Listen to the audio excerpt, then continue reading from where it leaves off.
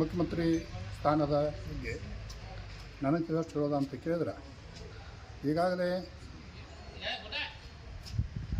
D K Shivakumar ಮತ್ತು ಸಿದ್ದರಾಮಯ್ಯ ನಡುವೆ 50-50. D K Shivakumara ಮೊದಲ ಸರ್ಕಾರ ಕೊಟ್ಟಿದ್ದ.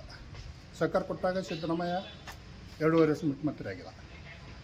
ನನ್ನ ಹಂಗಪ್ಪ ಅವ ಅಂತ ತಿಳ್ಕೊಂಡ, ಅವೊಬ್ಬ ಸ್ಥಾನಕ್ಕೆ ಒಂದು ಒಳ್ಳೆ ಸ್ಥಾನಕ್ಕೆ ಬರಲಿ ಅಂತ ತಿಳ್ಕೊಂಡ. ಖುಷಿಯಿಂದ ಮನಸ್ಸಲ್ಲೇ ಕುರ್ಚಿ ಬಿಟ್ಟು ಕೊಟ್ಟ ಅಂತಾರೆ. ಜನರಲ್ಲೂ ಕೂಡ ಒಂದು ಒಳ್ಳೆಯ ಮನೋಭಾವ ಅವನಿಗೆ ಬರ್ತೈತಿ.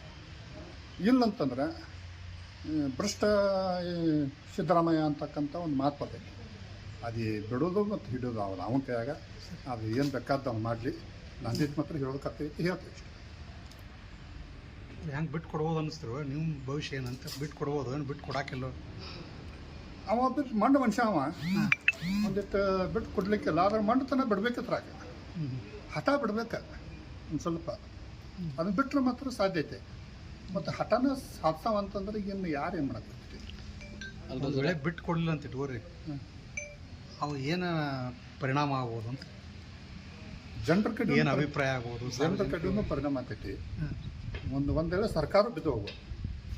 ಈ ನಿಟ್ಟಿನಲ್ಲಿ ಸರ್ಕಾರ ಬಿದ್ದು ಹೋಗ್ಬೋದು. ಅಧಿಕಾರ ಬಿಟ್ಕೊಡ್ಲಿಲ್ಲ ಅಂದ್ರೆ ಸರ್ಕಾರ ಬಿಟ್ಕೊಡ್ಲಿಲ್ಲ, ಸರ್ಕಾರ ಬಿದ್ದು ಹೋಗ್ಬೋದು. ಡಿ ಕೆ ಶಿವಕುಮಾರ್ ತ್ವರಿತ ಸೀಟ್ ಎತ್ಕೊಂಡು ಹೋಗ್ಬಿಟ್ಟಂತಂದ್ರೆ ಏನು ಮಾಡೋದು ಸಿದ್ದರಾಮಯ್ಯ? ಸರ್ಕಾರ ಬಿದ್ದು ಹೋಗ್ಬೋದು. ಬಿದ್ದು ಆದೊಳಕ್ಕೆ ಮತ್ತೇನು ಮಾಡಿದ್ರೆ ಮಾಡೋಕ್ಕೆ ಬರೋಲ್ಲ. ಅದಕ್ಕೆ ದಯವಿಟ್ಟು ಒಳ್ಳೆ ಸರ್ಕಾರ ಐತಿ, ನೀವೆಲ್ಲ ಗ್ಯಾರಂಟಿ ಚಲೋ ಕೊಟ್ಟಿದ್ದೀರಿ, ಮಂದಿಗೆಲ್ಲ ಸಹಕಾರ ಚಲೋ ಮಾಡಿದ್ದೀರಿ.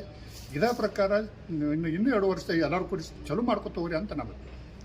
ಕಾಂಗ್ರೆಸ್ ಹೈಕಮಾಂಡಿಗೆ ನಾವು ಸೂಚನೆ ಹೇಳೋದಂತಂದ್ರೆ, ಇವತ್ತಿನ ಸಿದ್ದರಾಮಯ್ಯ ಮುಖ್ಯಮಂತ್ರಿ 2 ವರ್ಷ ಮಾಡಿದಾನು. 2.5 50-50 ಮಾತುಕತೆ ಆಗಿದಾವು ನಿಮ್ಮಲ್ಲಿ.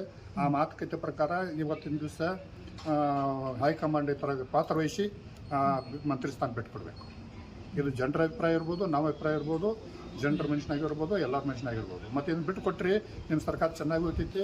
ನೀವು ಒಳ್ಳೆಯವ್ರು ಹಂಚ್ಕೊಂತೀರಿ, ಗ್ಯಾರಂಟಿಗಳು ಸಾಕಷ್ಟು ಕೊಟ್ಟಿದ್ದೀರಿ. ಇನ್ನೂ 2 ವರ್ಷ ಚೆನ್ನಾಗಿ ಆಡಳಿತ ಮಾಡಿರಿ ಅಂತಕ್ಕಂಥ, ಅವ್ರಿಗೆ ಕೊಟ್ಟು ಆಡಳಿತ ಮಾಡಿರಿ ಅಂತಕ್ಕಂಥ ಅಭಿಪ್ರಾಯ. ಡಿ ಕೆ ಶಿವಕುಮಾರ್ ಅವರಿಗೆ ಬಿಟ್ಟು ಕೊಡ್ಬೇಕಿದೆ. ಬಿಟ್ಟು ಕೊಡ್ಬೇಕು.